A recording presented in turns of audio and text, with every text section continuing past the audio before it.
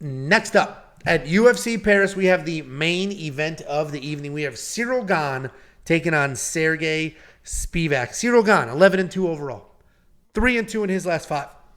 Coming off that title loss to Jonathan Jones.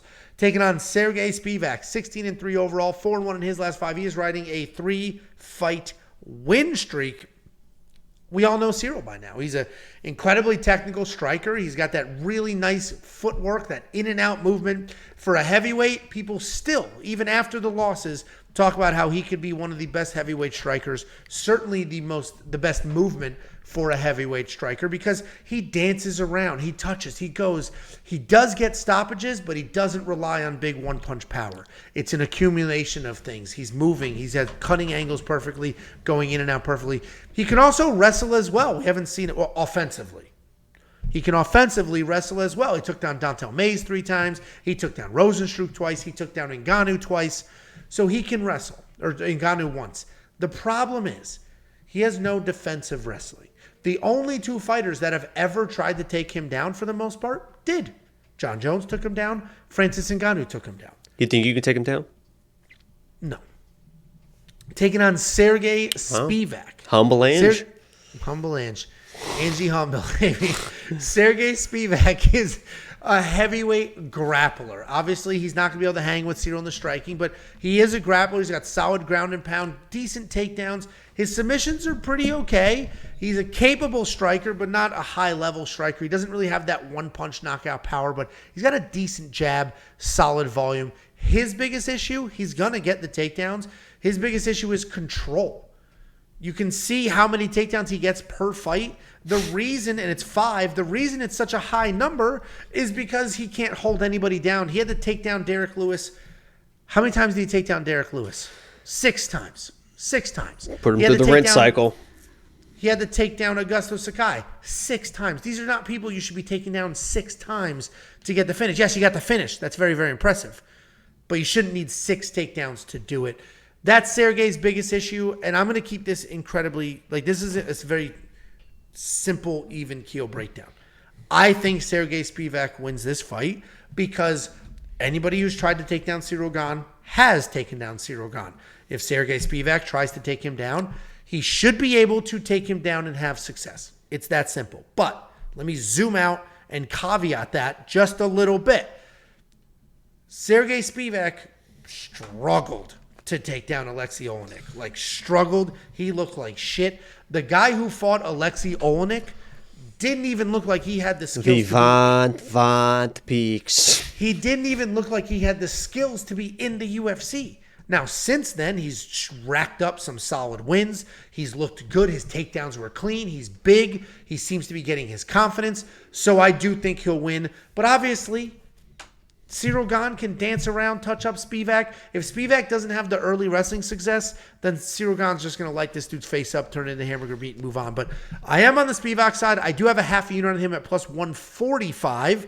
And what's interesting is that line was going the other way for a little bit, and now it seems to be rebounding. What do you think, Jakey boy? Yeah, I'm not ready to give up on Gane quite yet. That John Jones fight is what it is. The Francis Ngannou fight is what it is too. I mean, at this point, but Gane to me was beat before that fight even started. I mean, there was just no anything that he showed in that fight that he was prepared mentally or physically or anything for that fight. Which I was actually at that fight, UFC 285. There's a picture of me and Amanda Hebos.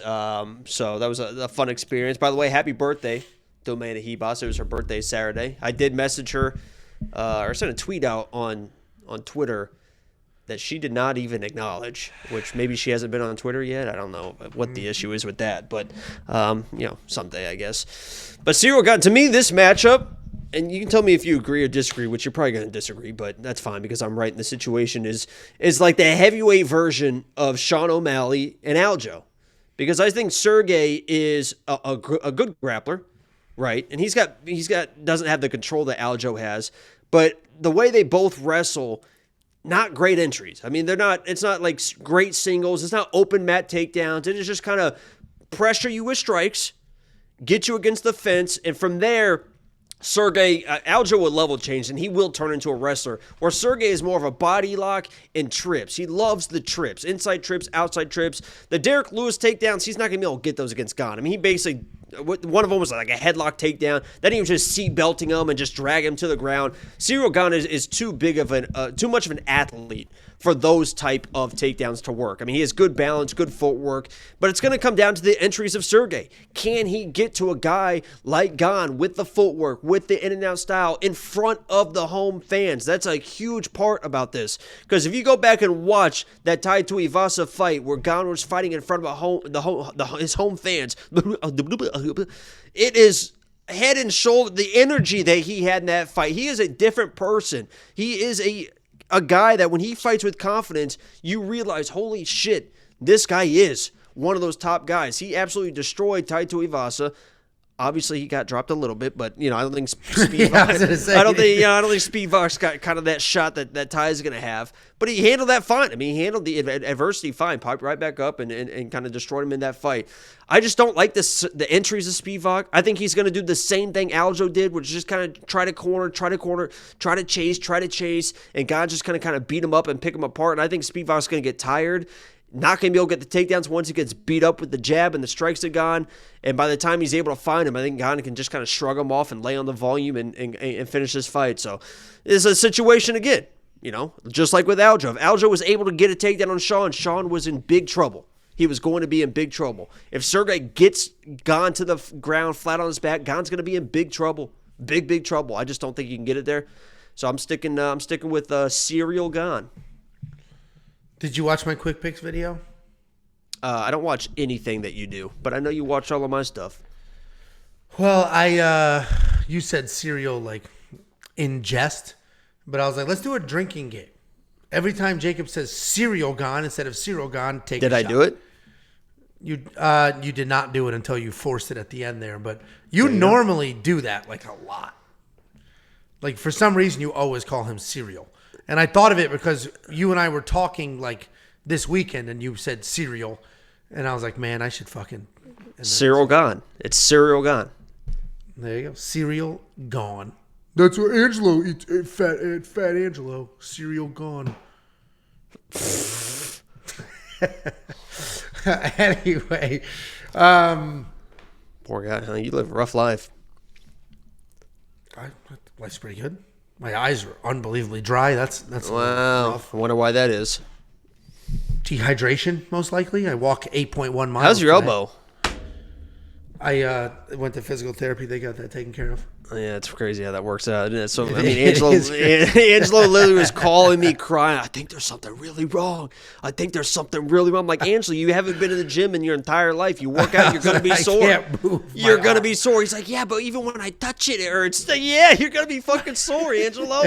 I think I need surgery.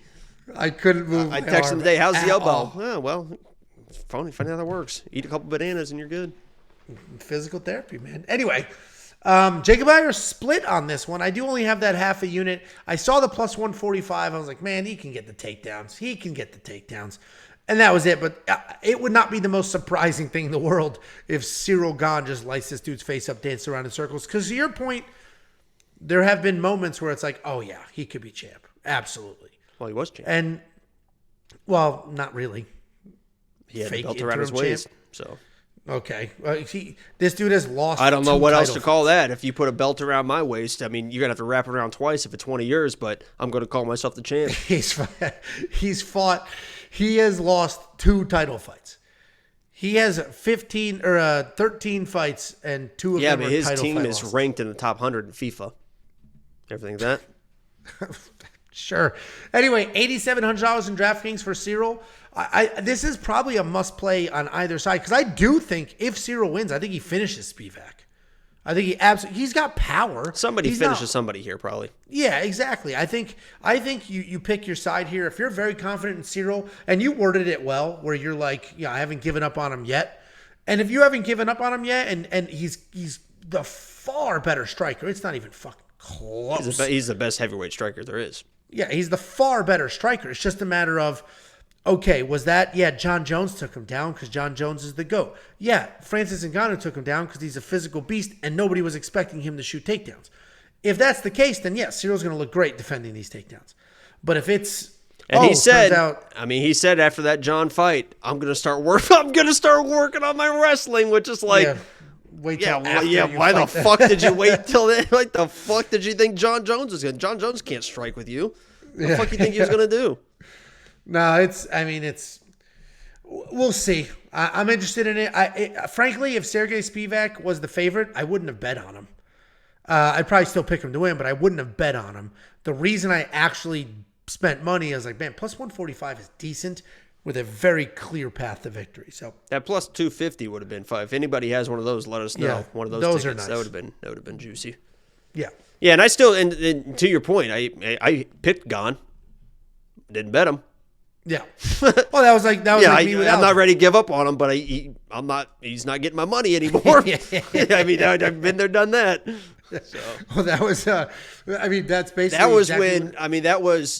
I was at the fights, and I literally just missed like a $1,700 parlay because Shevchenko had just lost, and it was let me get on BetOnline really quick and make it all back on Gane. I was in Vegas at the fights. I was like, we got to make Shevchenko lost. We got to make it all back. We're loading up on Gane, and that was a rough because we're sitting there, and all of a sudden, like the fight starts, and I'm looking at the screen, and it's like, by the way, we had great seats. I didn't have to watch the stream, but I'm looking at the screen. I'm like, wait. I look at Big Don. I'm like, dude, the fight's over. What the fuck just happened? I'm broke as fuck. He's like, you ready to go to the bars? We can't afford to go to the bars. Yeah. Want to Uber? Now we're walking. We got to sit there and pretend to gamble so they bring us the free drinks. No, it definitely. This will be an interesting fight. I'm looking forward to it. The main event and the co-main event of this card are very good. The rest of these fights are pretty bad.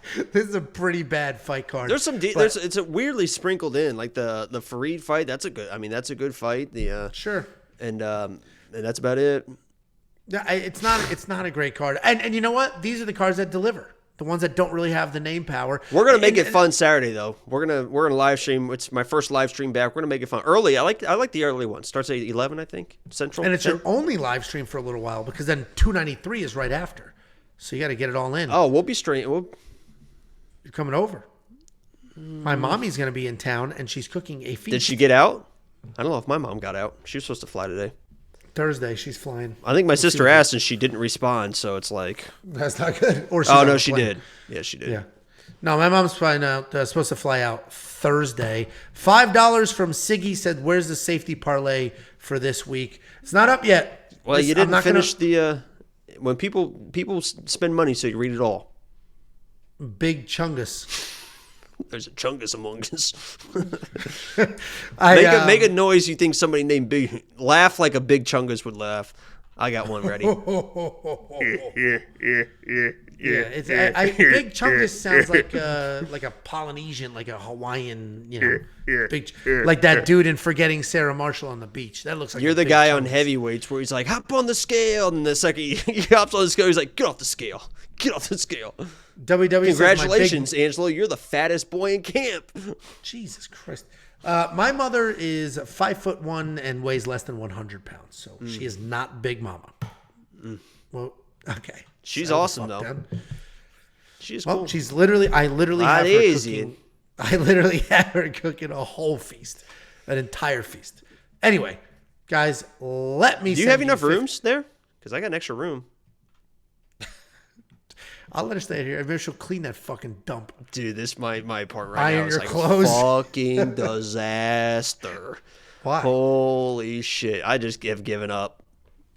Nobody ever. I mean, who's the fuck's gonna come over? There's no there's nothing. The only time people could come over because I'm such a busy guy is on like Friday or Saturday nights. Saturday nights I'm usually streaming. Friday nights it's like I'm just relaxing doing me. Nobody's ever gonna come over. So what the fuck am I cleaning for? I don't go fuck. There's dog hair everywhere. We're just living our lives over here. Bachelor party, baby. Can't wait for your episode of Hoarders. Third floor penthouse. Anyway, I'm Hoarders fucking. I got stacks of cards. Oh my god, I got so many cards. Like literally, it's just like there's a stack on my wall like this big over here. Fucking a lot of cards. Your landlord's gonna be pissed at those pinups, but we'll talk about that after your Lock of the Week video drops. Oh, I'm looking forward to that too. Angelo got the little teaser. There you go. Wink, wink. WeWantPicks.com. bettopenly.com/bets. Use our link to sign up with any one of our partners, and I will send you $50 as a thank you. It's affiliate marketing.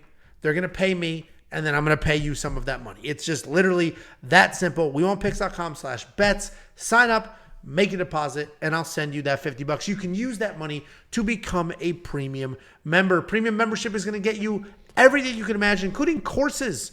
One of the number one questions we get are, what are those DraftKings numbers? I'll get there. What are those DraftKings numbers on the screen? Well, the DraftKings course under More in the menu will go ahead and walk you through what that is and what you do with it. You're going to get the line movement tracker, opening odds, current odds, win probability, and line movement for every single fight on every single card. You're going to get detailed data, metrics, and analytics.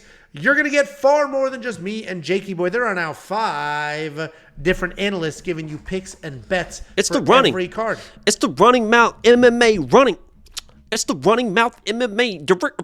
Every running mouth.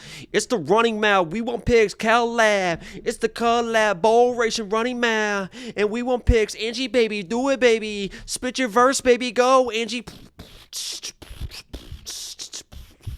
Spit that verse, Angie.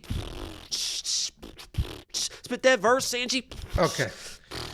We're done. So, I don't have a freestyle for you, but it's me, Jacob, Artem, Running Mouth, and the Pick Doctor, all of which giving you picks and breakdowns and insight for all of the events. WeWantPicks.com, become a premium member. Use code MOUTH. Let them get paid. They get the money. So use code MOUTH. Let them make some money to welcome them to the We Want Picks community. And that's it. Were you saying something? Oh, no, we have a super chat. $10 super chat from Go Flamingo Spivac via molestation. Remember last week when you accused me of lying about a 42-1 parlay? I got a bunch of parlays. That round, Spivac, you ain't learning wrestling in 6 months. All right, well, I did accuse you of lying. You did have a ticket. It was very suspicious. It was a suspicious ticket, or he proved it, so I guess he wasn't lying. What was suspicious is he was like, I had it's official now. The Gomez and Giannis is official right now. There you go. He said, I had Sean O'Malley round 2 finish. And then the rest wonder where he got that idea. The rest were like 8 money lines. So it's like, wait, you did 8 money lines and then one very specific, incredible, that's what seems so shocking about it. But he did share the ticket. Photoshop does exist. I'm not accusing. I'm not.